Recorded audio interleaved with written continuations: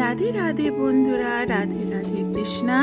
তো সকলকে রাধা অষ্টমীর অনেক শুভেচ্ছা। তো দেখো বন্ধুরা, প্রথমেই চলে গিয়েছিলাম ফল কিনতে গিয়ে যেই ফলটার কথা সবার আগে মনে পড়ে রাধা অষ্টমীতে, সেটা হলো আতা বন্ধুরা। তারপরে তাল, নারকেল, এগুলো তো আছেই। তো নারকেলটা আমি আবার ওই কাকুটাকে বললাম একটু দেখে দিও, কারণ যেগুলো মেন জিনিস ওগুলো তো লাগবে বন্ধুরা। তো বাজার করে তাড়াতাড়ি করে চলে গেলাম আমরা রাধারানীর জন্য ড্রেস কিনতে। জন্মদিন বলে কথা, রাধারানীর আবার ড্রেস কেনা হলো বন্ধুরা। তো ড্রেসটা নিয়ে তাড়াতাড়ি করে বাড়ি চলে আসব। শরীরটা বন্ধুরা বিশেষ ভালো নেই, খুবই শরীরটা খারাপ। এদিকে পর চলেছে আমার উপোস। শনিবার দিনকে করেছি বড় ঠাকুরের উপোস। সকাল হতেই পেটটা ভীষণ খারাপ বন্ধুরা, এবং পড়ে গিয়ে চোখেও লেগেছিল। তো দেখো মা বেলুনগুলো ফুলিয়ে দিল।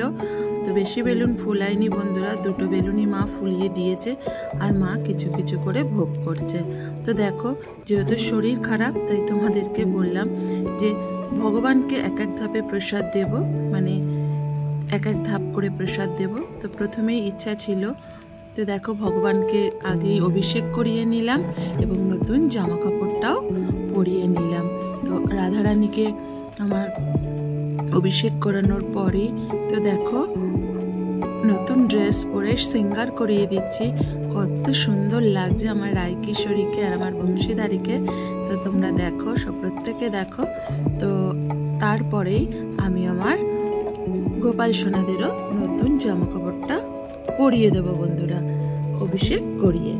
তো যেটা বলছিলাম বন্ধুরা, তো এবার ইচ্ছা ছিল পুরোটাই আমি উপবাস ওইভাবে করে উঠতে পারিনি শরীর অসুস্থতার জন্য। তো জানো তো, মানে ওষুধ ছিল আমার, ওই জন্য ভগবানের অনুমতি নিয়ে তো যেইভাবে আমি একাদশী করি, ভগবানকে ভোগ লাগিয়ে তারপরে আমি ফল পেয়েছি বন্ধুরা, ফল প্রসাদ পেয়েছি। তাই প্রথমেই ভগবানকে তাড়াতাড়ি করে দেখো এবার ফুলের শৃঙ্গার করে রাধারানীর চরণে তার প্রিয় ফুল পদ্ম ফুলটা নিবেদন করে দিলাম। আরও একটা ফুল রাধারানীর অতি প্রিয় বন্ধুরা, সেটা হলো কাঠগোলাপ। তো যাই হোক, ভগবান যা আমাকে জোগাড় করে দিতে সামর্থ্য হয়েছে সেটাই আমি দিয়েছি। আর এই দেখো আতা, এটা রাধারানীর অত্যন্ত প্রিয় ফল বন্ধুরা।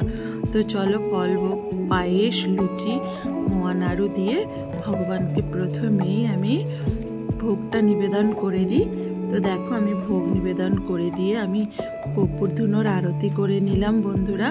তো আমার গোপাল সোনাদেরও আমি পায়েস নিবেদন করে দিয়েছি। তারপরে আমি ফল ভোগের প্রসাদ পেয়েছি বন্ধুরা। হ্যাঁ, এই জন্যই বলছি টুকরো টুকরো করে ভোগ প্রসাদ। তো দেখো তারপরেই আমি ভোগ রেডি করছি, এবার আবার রাধারানীকে শৃঙ্গার করে নিচ্ছি। তো ভোগের মধ্যে 7 রকম ভাজা, 5 তরকারি, খিচুড়ি সব দিলেও বন্ধুরা দেখতে পাচ্ছ।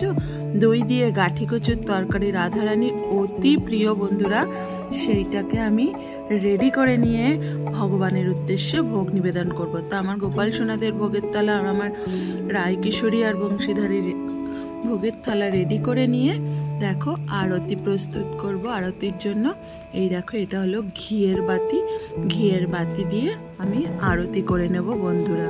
তো এবার ভগবানকে দুপুরের অন্নভোগটা নিবেদন করে দিলাম বন্ধুরা। তো এইভাবে টুকরো টুকরো করে আমি আমার রাধাষ্টমীটা পালন করেছি বন্ধুরা। দুপুরের প্রসাদ দিয়ে আমি আবার প্রসাদ পেয়েছি বন্ধুরা। এবার প্রথমেই তোমাদের বলেছি পুরো উপোস আমি ওইভাবে করে উঠতে পারিনি প্রচণ্ড শরীর খারাপের জন্য। তারপরে দেখো ভগবানদের প্রসাদ দিয়ে আরতির আশিসটা নিয়ে নিলাম ভগবানের সেবা দিয়ে। এইবারে বিকেলবেলা করেছি ভগবানের উদ্দেশ্যে তালের বড়া বন্ধুরা, তালের বড়া, ক্যাডবেরি সব দিয়ে আমি ভোগ দিয়েছি।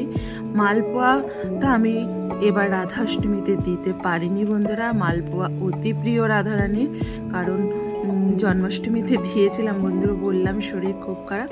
তো রাধারানীর জন্য আমি এই প্রসাদটা রেডি করতে পারিনি বন্ধুরা। তালের বড়া আর ক্যাডবেরি দিয়ে মিষ্টান্ন ভোগটা আমি বিকেলে দিয়ে দেখো মোমবাতি, বার্থডেতে মোমবাতি ক্যান্ডেল সন্ধ্যাবেলা জ্বালিয়ে তারপরে কর্পূর আরতি করে নিলাম বন্ধুরা।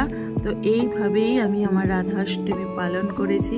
আর তোমরা কে কে কীভাবে করেছো অবশ্যই জানাবে। তো সকলে বলো রাধে রাধে, জয় শ্রীকৃষ্ণ, হরি বল।